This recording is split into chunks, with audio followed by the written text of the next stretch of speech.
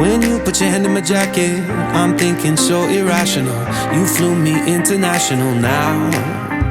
How's it going, eh? Welcome back to the Great Crew North. Welcome to spring 2025 and the beginning, which I hope, of the 2025 lawn season. For those of you who are new here to the channel this year, my name is Wade Murray. I'm a lawn care enthusiast as well as I worked in the industry, and today we are going to be showing you my lawn, how it was recovering from winter 2025, talking about winter 2024, 2025, talking about some things you can do to prepare your lawn for the 2025 lawn season. Now I know it does seem a little bit early. Today is currently March 11th here in Ontario, Canada, where I am located, but the snow is finally melting after a very long and snowy winter, and there is a spot where I can actually see the lawn in the back, so we're gonna go take a look at that in just a few minutes here. So for those of you who are brand new here, this is my standard yearly video where we do a quick walk around the lawn. We take a look at how the lawn is progressing, how the spring is coming along. Today is currently 16 degrees, the warmest day we've had in over 2 months. This has been probably the coldest winter I can remember in recent history, as well as definitely had the most snow. At one point this year we had about 38 inches of snowpack here, which is not very typical for my area. The snow kind of came in January and never left. We had quite a bit of snow back to back to back, but that's what we're used to up here in the Great White North. But let's go take a look out on the lawn, see how it's progressing. We haven't had snow since about mid-February, but just because of the amount of snow we had, it's taken a while for it to finally melt. But we finally got a little bit melted in the back, so let's go take a look. Alrighty, I mean, as you can see, still big snowbanks left here. And this has been after weeks and weeks of melting. But show you example, here's kind of our first look at the grass we have here. Couple concerns I have for the lawn coming out of this winter. As I said, we had a lot of snow for a long period of time, and see this layer of ice down here underneath the snow. This is an ice pack that kind of sits on top of the lawn and kind of moves, drags almost like a glacier, traps moisture underneath underneath the ice here. It sits under there, then it sits up against your lawn, and this is where you get a thing called snow mold. These little cobweb things looking in the lawn. This is a fungal disease, nothing to be overly concerned about, but snow mold can cause some minor cosmetic damage. Nothing that can't be fixed, but in really bad cases it can damage the lawn. Golf courses, especially on the green, snow mold is normally something that they fight year over year. This year I am pretty concerned about that we're going to have a good amount of it. I'm almost pretty sure there's going to be a good amount of it because of the amount of snow we had, and because it pretty much stuck around all winter, and because it was so deep. You had that thawing down near the ground, refreezing, thawing, refreezing, thawing. That's when you get this ice buildup and this snow mold. The last time we had a winter like this was actually the first time that I started my channel, winter 2019-2020. We had quite a bit of snow here as well, and we did see quite a bit of snow mold after that winter as well. So I'm kind of anticipating similar things here. But let's go take a look in the snow and see what we got going on. So to kind of give you an idea about how deep the snow was here, these regalias here, I got a picture. The snow was all the way up to here. It was probably about at the same height as my knee here, the snow in this whole area throughout a good portion of the winter. Same with the gas meter here. The snow came up to about the top of the gas meter. You couldn't even walk through it. It was snow deep. So here's another section. For those of you who have been around in the channel for a while, people know that this is the test plot area in my side lawn here. This is actually the bluegrass test plot on this side, and this is my existing grass on this side. So as we can see here, there is still quite a bit of snow mold kicking around. As I figured, that's just that ice layer sitting on the grass, trapping that moisture. As you can see, it's not really a major concern once you get in there and you just kind of lift the grass up, open everything back up again. The snow mold clears away, but it does, you can kind of see the brown areas from where the snow mold has kind of taken hold. That is basically because the upper portion of the grass, the actual leaf surface that you see above the soil, is rotting and decomposing. So that's why you see those kind of yellow patches. Once the lawn starts growing again in the spring, it's going to grow through that snow mold, and that's not going to be a major issue for you. But if you are seeing a lot of this cobwebby thing or these patchy areas in your lawn, that is snow mold. Nothing to be too concerned about, but is something to keep in mind. Maybe you know, maybe your lawn was a little too tall, and off the time if you have more leaf surface, you can be more amped to getting matting, which then causes some air to be trapped, moisture to be trapped, more snow mold, something like that. Depends on what you see here, but that's kind of what I'm seeing in my area. My grass was cut pretty short last year, but that's kind of what we're still looking at here. Moving around the side lawn here, as you can see, most of the back lawn is still covered in snow. We got a little bit of grass up there we're gonna come take a look at. But you can literally see how much snow we had here. This is the drifts. We had quite a bit of blowing snow because our snowpack was so deep, and it pretty much drifted, engulfed the whole deck. At one point, the snow was up to the height of the deck here, to about this high. So that's kind of shows you how much snow we had this year. And I know there are mice and voles that live under the deck. So I know probably here in front of the deck, like I've had in previous years, there's going to be a lot of vole damage. I'm expecting that. Vole damage, they're little field mice. They like to dig little trails through the grass and eat the leaf surface during the wintertime, give them a place to live. Most of the time, you see these as little kind of snake-looking trails. Again, nothing to be overly concerned about. It is basically dead leaf surface, but as soon as the grass starts growing in the spring, it will grow back in, fill itself back in. So nothing to be overly concerned about, but it is damage you might be seeing in the spring, wondering what caused it. Don't freak out about it. It is something that is fixable. And this is what I like to see up here, nice and green grass. And I don't know what it is about every year when the grass first comes in through the snow, but it always looks so green and nice. And then as the year progresses, it's kind of goes a little brown when it gets that wind torching. So as I said, here in my area in the southern GTA, we had about a mild fall, pretty dry. We had a little bit of snow before Christmas, but not much. And then it pretty much snowed from January onward, and it hasn't really melted. So what I am seeing out here, a little bit of snow mold here. This is exactly what we're talking about. This cobwebby looking stuff. This can be raked out, dragged out, opened up, but I would suggest to give a wait on that until we see a little bit of less damp. As you can see, my ground is still frozen. I don't even think I could get a soil thermometer in the ground if I wanted to. It's frozen solid. We had about sustained temperatures in the -15s, -20s for probably about 30 to 40 days. So this ground is going to take a while to thaw out. But happy to see that overall there isn't a lot of matting or areas where we're seeing where the grass is kind of pushed over on top of itself like this. And we're not seeing a lot of snow mold areas either, so I'm pretty happy to see how this is thawing out. We will be featuring more, I will be showing more as this continues to melt throughout the spring, but just kind of wanted to come out here, give you guys an update about how things are melting and progressing here. You know, as you can see, lots of snow here. You can see my neighbor's gazebo over there. That shows how much snow we had. The gazebo actually collapsed due to the weight of the snow. But this is what we're fighting with here. You know, it is progressing well, judging by my couple recent videos of winters. You know, it's definitely more of a winter than we've had in recent years.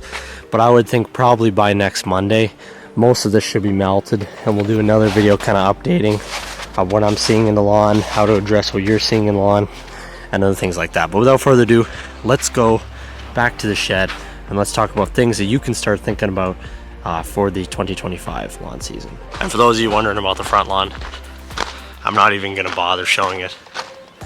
You can pretty much barely see any grass there. All snow, as I said. Lots of snow this year. It's pretty much the story of my winter. Snow, snow, and more snow. All in the span of like 2 weeks. So that's what we're dealing with here in the lawn. without further ado, let's give you some tips about how you can prepare for the lawn season coming up soon. Alright, so a couple things to think about. Number one, monitoring. Monitoring's great. Monitoring the snow as it melts, looking for snow mold, looking for matted grass, looking for thin areas, looking for dead areas, looking for vole trails.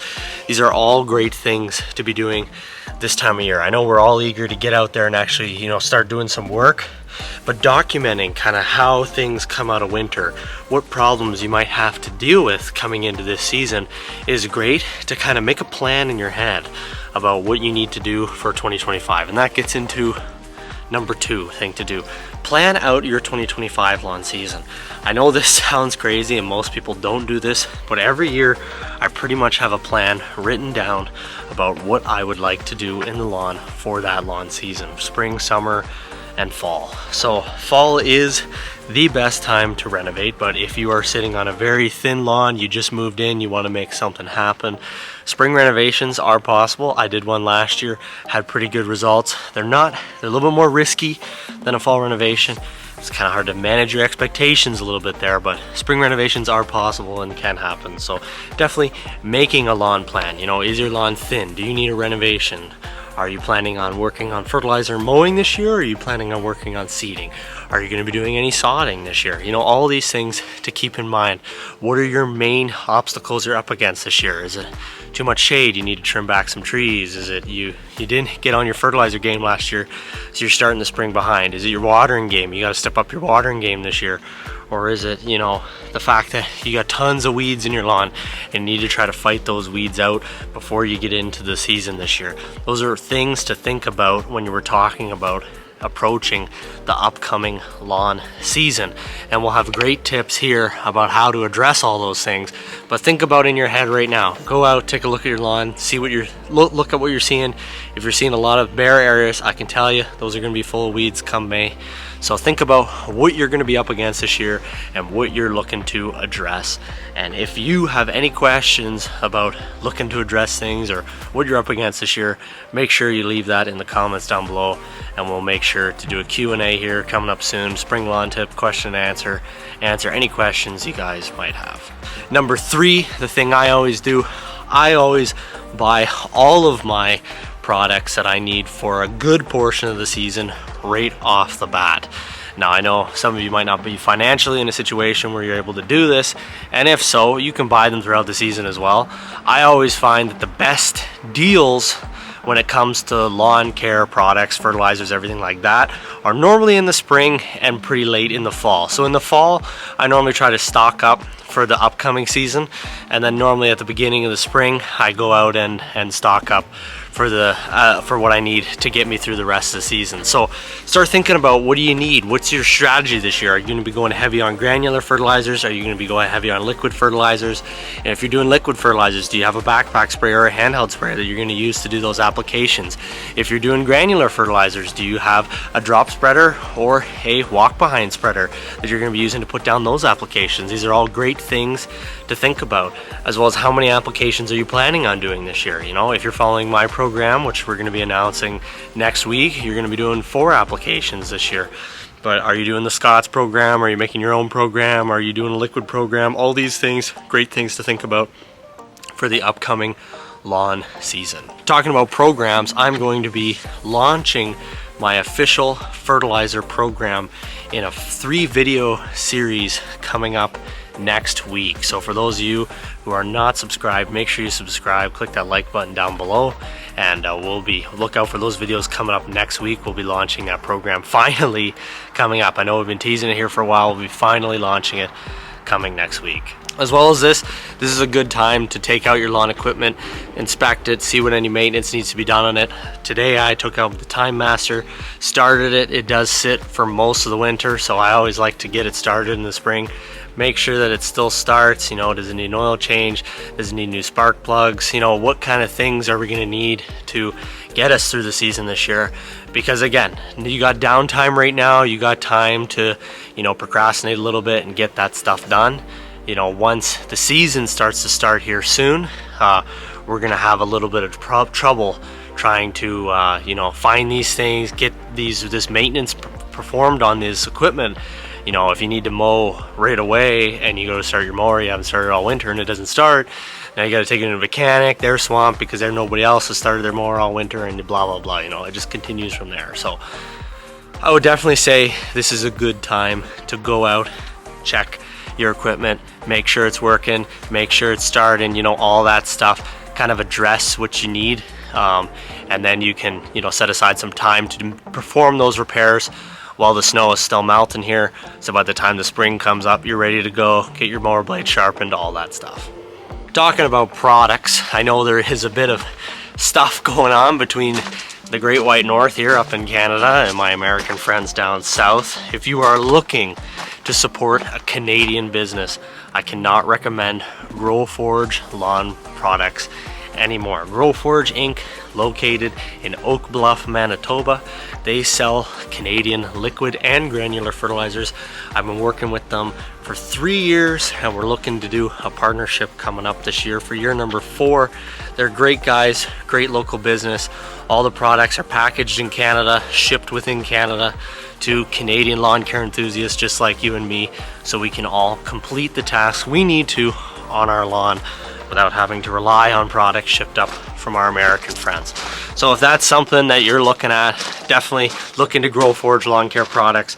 Use the code down below, GGN23, to get 5% off at checkout, as well as supporting the Great Green North Lawn Care at the same time. As well as this, Great Green North Lawn Care is happy to be proudly Canadian. We have been Canadian owned for 5 years this year, celebrating our 5th anniversary. Birth of COVID was the birth of Great Green North Lawn Care, and we're very blessed to be running this channel for 5 years now. We're hoping to run it for many more, but we are proudly owned and operated in Canada, located in the GTA, Southern Ontario. Georgetown, Ontario is where we are operated from here at Great Green North Lawn Care. So definitely, if you're looking at supporting Canadian lawn care products, you know, check out Growforge. Also check out your local farm supply store. I know PV Mart is going out of business here, but your local farm supply store, whether it's a co-op or whether you got another, you know, local farm supply store or local kind of department store, they might have a Canadian fertilizer product that's packaged within Canada that you're able to purchase and use on your own lawn throughout the lawn care season. Last thing I would recommend is your irrigation system. So I know we all need our irrigation systems coming into summer, and we normally kind of overlook the usefulness of them in the spring. However, when that first heat wave comes, as it inevitably does at the beginning of May and June, we're always relying on us turning on the system and it actually working as we hope it will. I always recommend, you know, as soon as the temperatures start to warm up here, about April, early May, get that system turned on, do a very thorough inspection, even run a cycle for a couple nights. Make sure everything's working as expected. Make sure you don't have no blown heads, no leaching heads, no blown lines, no leaching fittings, all that stuff. You know, especially with the amount of the hard winter most of us had here in Canada and the US. It's good to kind of check these things out. Make sure that, you know, when you're in that first heat wave in June and July and you try to turn that system on, you don't have 4 leaching heads and nothing works, and now you're stuck waiting for a repair guy, or you have to go out and repair it yourself, and sun's beating down on you. It's 32 degrees Fahrenheit, or 32 degrees Celsius, sorry, and you're losing your mind. So that's kind of what we recommend. Go out, do a check on the lawn there, and see how things are progressing and things are moving that way, and then that gives you a better idea about how to take a look at things. Without further ado, that's pretty much all I recommend here for now. Last thing, hurry up and wait for the snow to melt. You get out a blowtorch, I guess, if you want to, and hurry up the snow melting. But that's pretty much it for this episode of the Great Green North. For those of you who have any questions, as always, still answering my questions through my email, greatgreennorthlawncare@gmail.com. We did have a little change to the website. We are now greatgreennorthlc.ca. That's where you can go and get your questions answered through the website as well, if you do not want to work over email, or you can get your questions answered in the comment section below. As I said, I have the fertilizer guide coming out very soon, Toro Time Master review coming out very soon, as well as we are going to be doing a spring lawn tip Q&A, so make sure you get your questions drop down in the comments below this video or the community posts coming up soon. Any videos that you guys are really looking forward to seeing in 2025 or really would like to see in 2025, make sure you leave that comment down below there too, and we're going to be trying to get those videos coming out weekly here on the Great Crew North. So the Great Crew North, my name is Wayne Murray. Thank you guys for supporting us for 5 years. Thank you guys for supporting a Canadian business, and without further ado, keep it green.